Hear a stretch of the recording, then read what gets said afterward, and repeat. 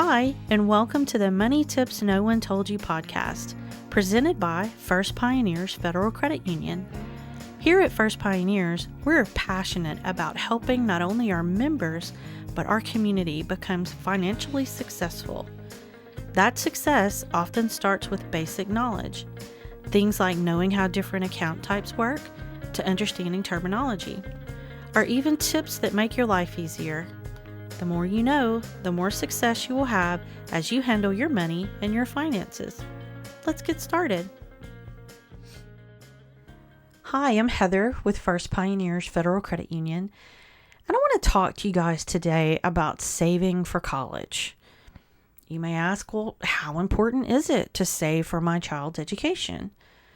The truth is, not all kids will go to college, nor should they. The career path you choose is yours alone and not a one-size-fits-all solution. But saving can be helpful for other types of training or education as well. So I guess my first point is, saving for future plans is a good thing to make part of your savings plan. For today's discussion, though, let's stick with saving for college.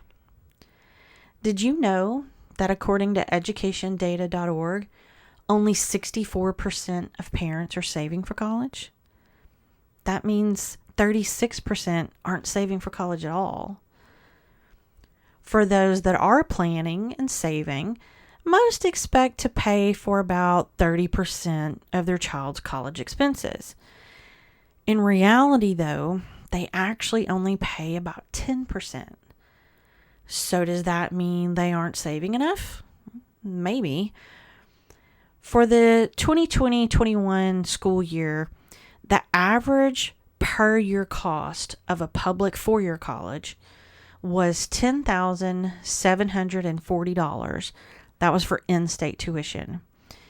And for a private college, it was around $38,000 a year. Americans seek to save right around $55,000, which I think you can see kind of falls short of the mark. But by the same token, it can be difficult to determine the amount needed for your child's education, especially if your child wants to move beyond a four-year program into some kind of specialty, let's say, that requires a master's degree or a doctorate or even further. The good news is there are lots of options to save for your child's education. And no matter what way you choose to save, the best decision you can make is to actually do it and start early if you can.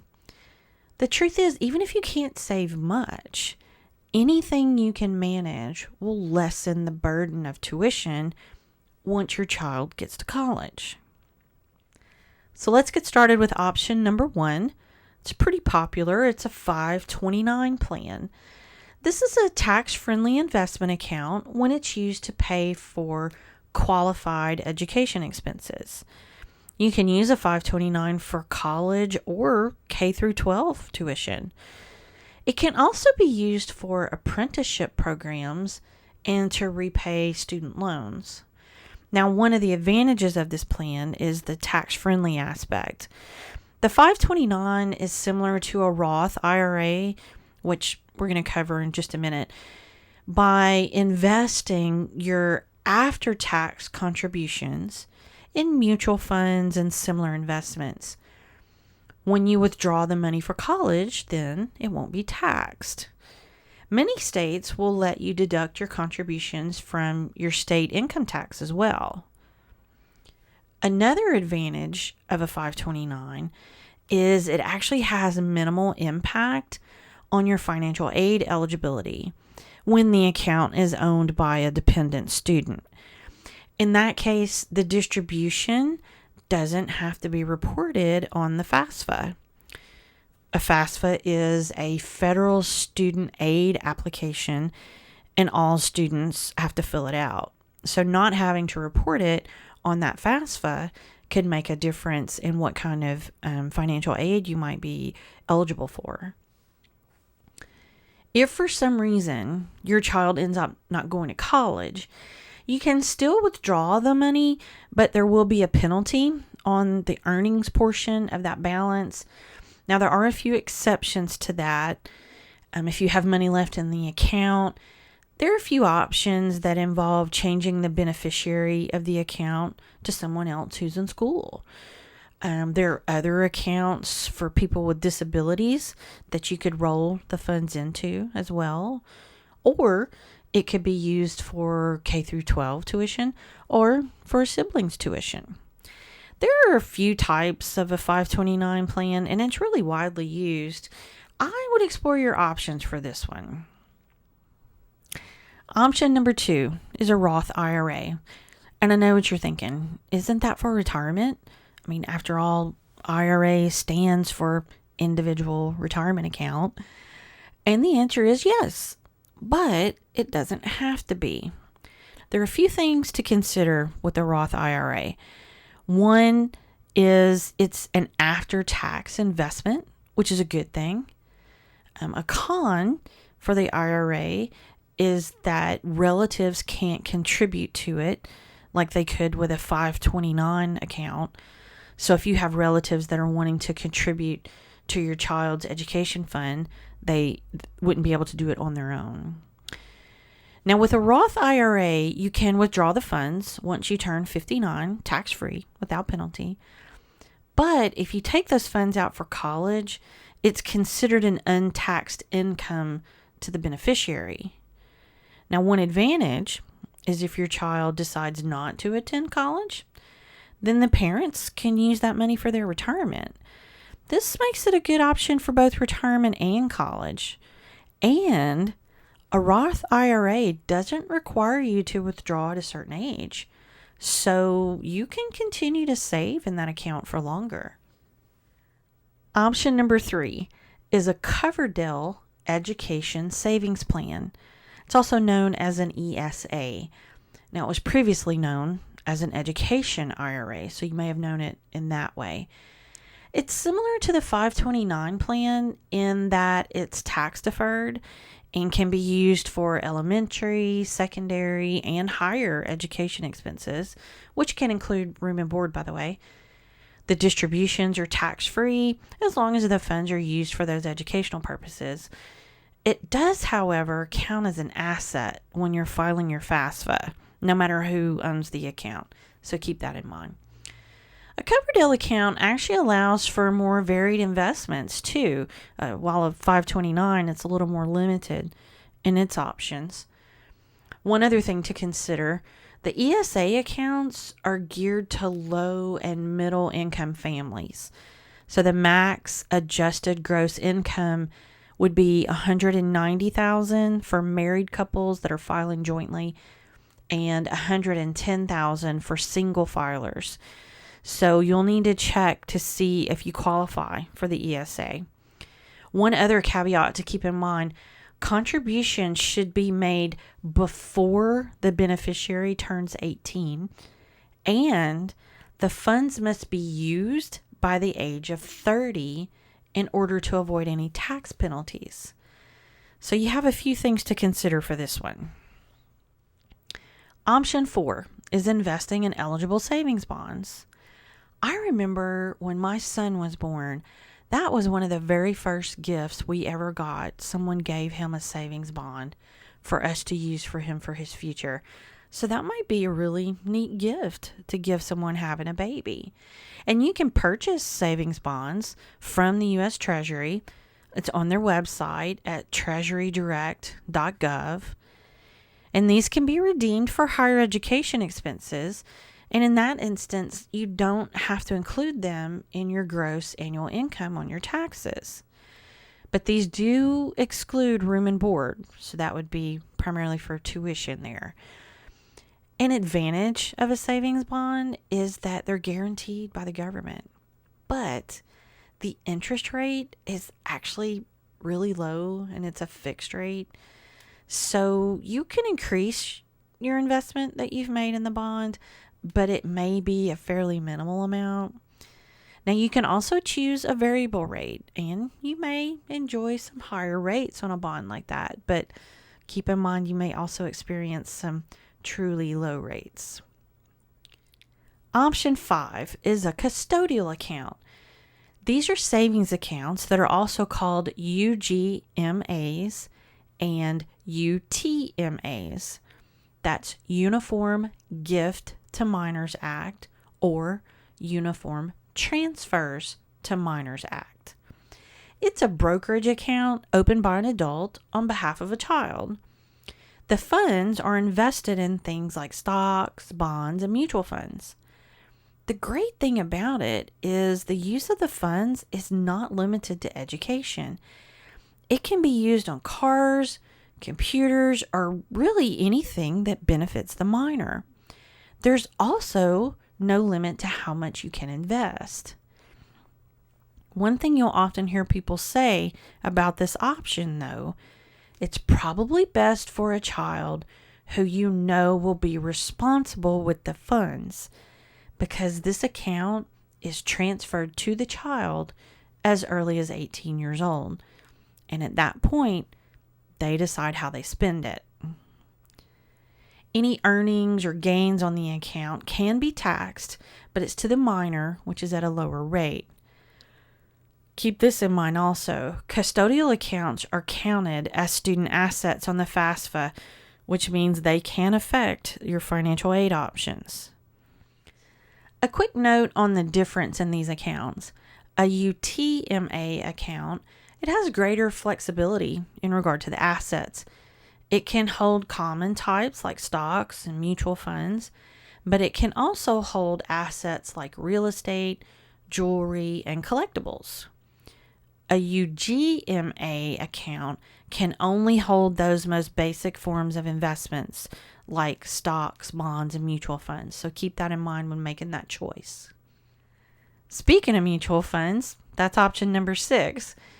Mutual funds are a variety of investments, usually managed by a financial advisor. Mutual funds are popular for retirement plans because you can invest your money in several different types of options, including stocks and bonds. The thing to remember is your earnings are subject to annual income taxes. The big advantage is you can spend the funds on really anything: cars, airplane tickets, computers, anything you want. With that in mind, mutual fund assets will impact your FAFSA application. Last option on my list, a home equity loan. Basically, this entails using the equity in your home to take out a loan. So it's not really the greatest option, but if you have equity, it's definitely a viable option. So you can keep that in mind too. When you're looking through these plans and deciding what fits your needs best, there are some questions you may want to ask yourself. Do you plan to use the funds only for college expenses? In that case, a 529 plan might be a really good fit. But do you prefer to use the funds for other expenses? If you think you'll need those funds for things outside of college tuition, or you think your kids may not choose a traditional college route, you may want to try a more flexible option. Also, consider the amount you want to contribute and make sure your choice is within those limits.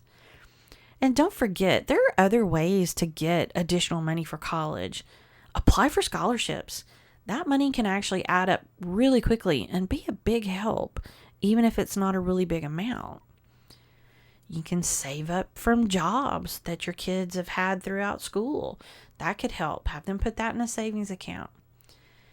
One other thing to consider, if your child has the option for dual enrollment while they're in high school, that would give them college credits on the classes that they take.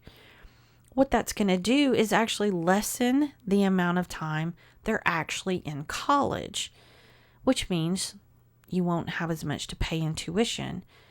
I've seen kids start dual enrollment as early as they could, and when they entered college, they were actually already considered a sophomore because their first year of college was essentially already done. So just something to keep in mind there. Also understand, the best savings path is not one size fits all. Evaluate what's best for you and your needs. But if you can, start early. A little bonus bit of information for you guys today, and I can't believe I'm saying this, but there are instances where you should consider not saving for college. Hear me out. In these cases, the reality is there are other financial priorities that should come before college savings. First one, you're in debt.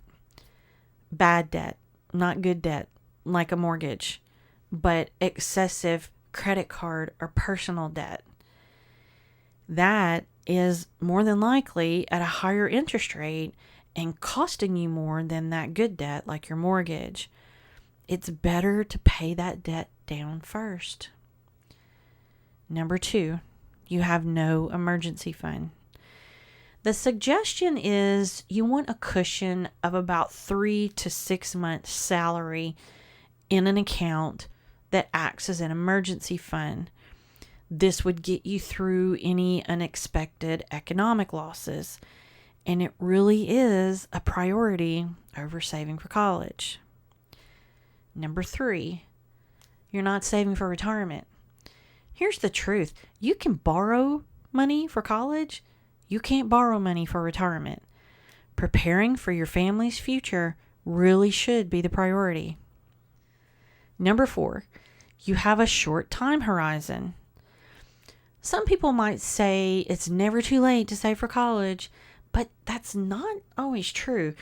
Depending on the age of your beneficiary, the state of residence where you live, and your personal financial situation, it may not make sense to use a dedicated college savings account or really to save at all.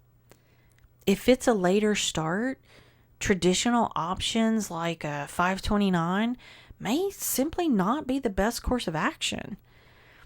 In these cases, I would visit your financial institution or a financial advisor and get some help working through your options. This can also include the financial aid department at the school your child has chosen. Number 5 is remembering there are other options. It may not make sense to save for college if you just straight up have a better option. Let's say you're investing in a successful business or some kind of unique real estate or other unique opportunity. It may be more important than college savings, and that's okay. Focus on that growth. Just know that it's a risk you have to assess for yourself, and you decide what's more important. Again, there are several options for paying for school, and they're going to look different for different people and different circumstances. There are grants, there are scholarships. The not so great or fun option is there are student loans. And the military service can sometimes be an option to pay tuition. And also some employers will help you pay for your tuition. You have to give it thought and really consider all your options. Maybe get a little creative and think outside the box. If any type of continuing education is a goal for your family, then any of the savings options we've talked about could be a great way to help reach that goal. Now, I'll say the earlier you can start, the better, but every dollar you save will help defray your cost. We've said it, there's many options, and it's important to find what works for you. I'll say this again too, ask for help. Financial advisors, your credit union, your bank, these are great places to start. And as your child reaches the age to start their college journey, utilize the counselors at their school and the financial aid offices at the college or school they're interested in attending. This is their job, and they're a wealth of knowledge. They're ready to help you find the answers that you need.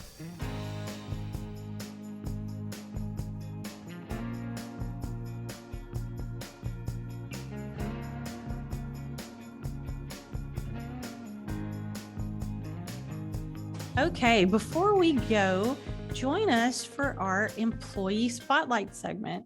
It's here at First Pioneers. I've said it before, I'll say it again. We're a big family and we want you guys to get to know ours. And today I have Haven joining me. Welcome, Haven. Hey, how are you? I'm doing great. Thanks so much for being here. Why don't you introduce yourself to our listeners? Hi, I'm Haven Poirier. I am 30 years old. I've been at First Pioneers for 6 months now, and I'm enjoying being here. Awesome. We're glad to have you. So, Haven, what's your favorite book? One, No One, and 100,000. It was written by an Italian writer, Luigi Pirandello. So the person you think of as yourself exists only for you. So even you don't know who that is. Every person you meet creates a version of you. So you are not the same person to your mom, dad, siblings, neighbors, coworkers. So there are 1,000 different versions of yourself out there, yet you yourself isn't really someone at all. Wow, that is really neat. I'm gonna have Yeah, to check it that one is. out. I'm definitely gonna have to check that out. Okay. So tell me, who inspires you? My son, he's 20 months old. I just want to make sure I have the best for him, do the best for him, show him what's right, what's wrong, lead him on the right path and, give him a good future. That's awesome. That's so important. And My, last but not least, how do you define success? you have to start off with being happy and then you just find value in everything. It's very good advice. Being happy is the start, isn't it? It is. Very Okay. important. Well, thank you so much for being here. We really appreciate it. We've enjoyed Thank it. And for all of our listeners, come back next time for another spotlight. Thank you so much for joining us today. You've just watched our YouTube version of our Money Tips No One Told You podcast. There is also a blog version on our website at firstpioneers.com. You can always find us at any of our branches in Lafayette or New Iberia, Louisiana, on our website or on any of our socials. We're here to help you in any way that we can, and we really appreciate you watching. See you next time.